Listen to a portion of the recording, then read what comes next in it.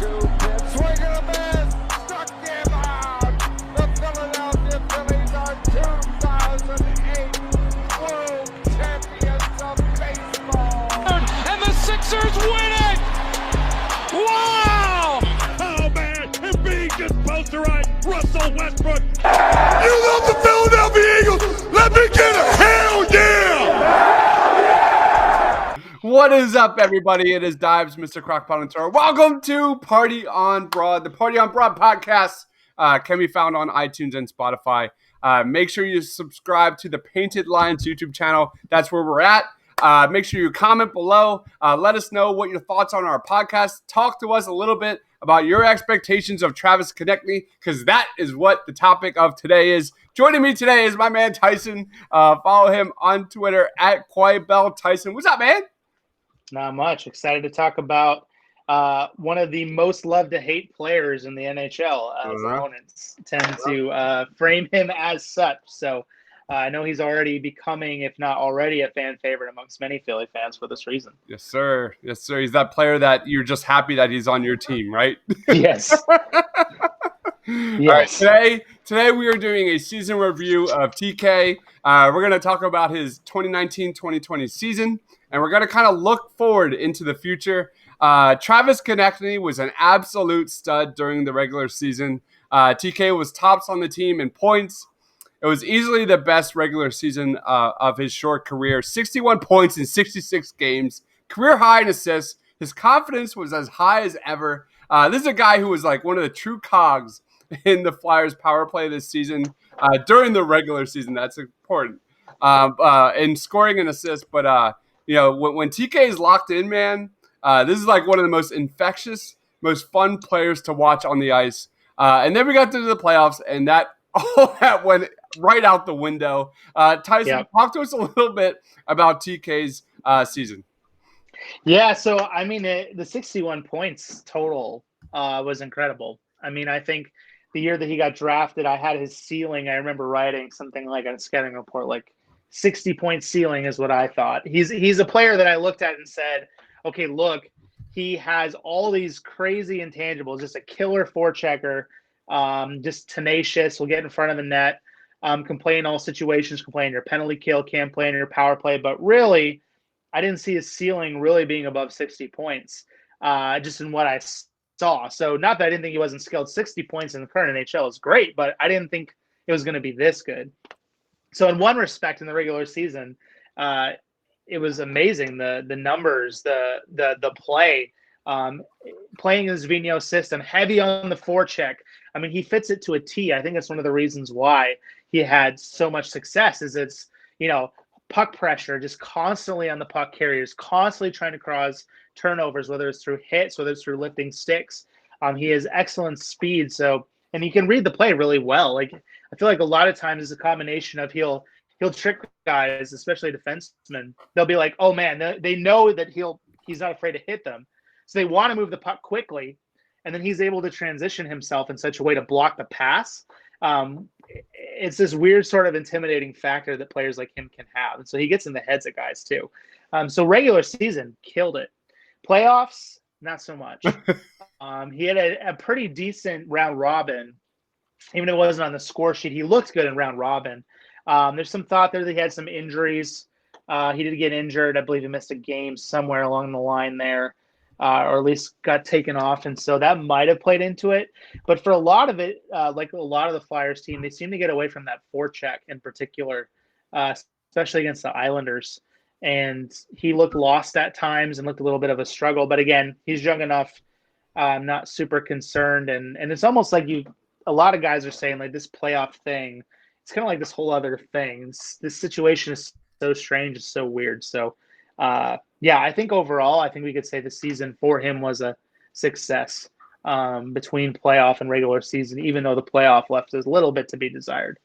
Yeah, my lasting take was watching the Flyers go into overtime, and hoping that TK was the guy that could get that monkey off his back, get that game winner and flip the switch and provide that offense that the Flyers desperately needed. Dude, how would you grade Travis Konecny's year in 2019-2020?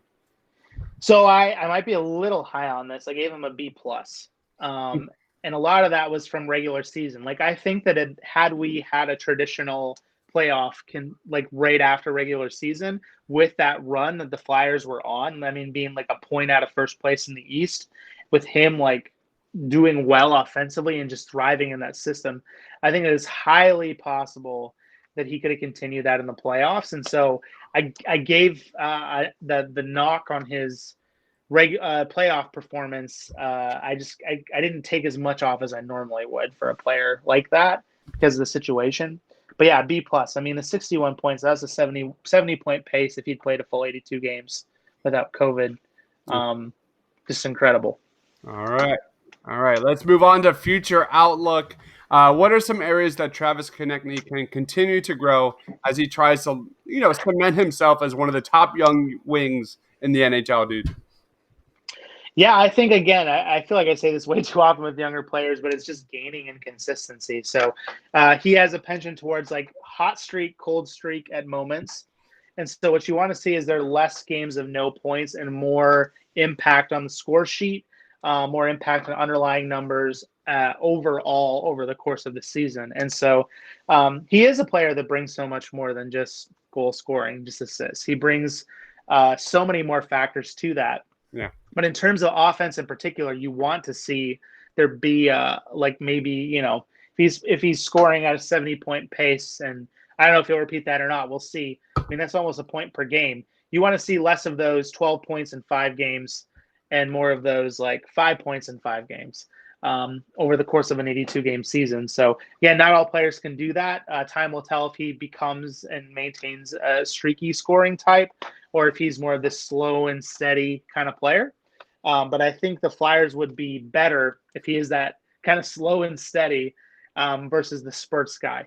And so I would like to see that more from him this season. TK signed a 6-year, $33 million deal exactly 1 year ago, I think. How high is this kid's ceiling? And looking at how things are now, how they're laid out right now, with his, thriving in the regular season, struggling in the playoffs, like how would you grade that contract? Yeah, I mean, I think it's a good contract, honestly. I mean, wingers tend to make a little bit less than centers. I think of comparables that are thriving in the playoffs right now. Jordan Eberle and the New York Islanders just scored the overtime winning goal the other day, a few years older, making the identical money, identical contract, 6 years, 5.5 a year. I do think it's a good contract. I mean, I think any player that gets over 60 points a year and is making less than $6 million a year is a good contract. So that's in general a good contract. I think they did the same thing here as Provorov, where they looked at his ceiling and said, if we are doing our jobs as a franchise and developing him to his max potential, then we will be getting him at a bargain in a year or two. And I would argue he was a bargain this year. I mean, based on offense, I mean, getting 60-some points, also point per game pace out of a player making $5.5 million, it's a good deal. So again, time will tell, but I think for the most part, I mean, this would be considered a bargain year, right? Year one is a bargain year. That's good. They didn't overpay this year. Hopefully that trend continues in future. All right, let's talk about quick expectations for Travis Konecny next season, man. I think the same idea, just becoming a 60-point player. And being played in all situations. So some of that will be dependent on where they decide he fits in their lineup next year. But they will have some decisions they're going to have to make regarding players, and if they want to pursue perhaps a bigger name, whether in free agency or through trade. So I think like 60 plus points from someone making his money in particular with his skill set would be right where he needs to be.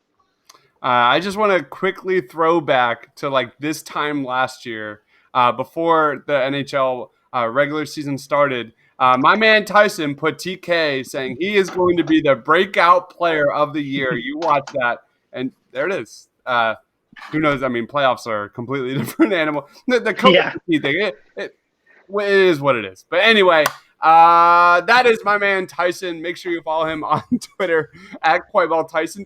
Plug time. Go. Yeah, follow me for all things NHL draft, not just Flyers, but all things draft.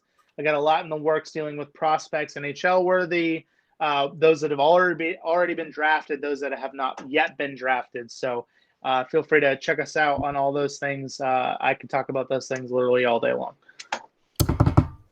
The NHL draft is coming up. Tyson and I did scouting reports on all the top 10 prospects in this draft, their strengths, their weaknesses, the best team fits in the NHL draft. I think we should wrap it up. For Tyson, for myself, thanks for watching, guys. Stay awesome. The 0-2 pitch, swing and a miss, struck him out. The Philadelphia Phillies are 2008 World Champions of Baseball. And the Sixers win it! Wow! Oh man, and being just posterized, Russell Westbrook. You love the Philadelphia Eagles. Let me get a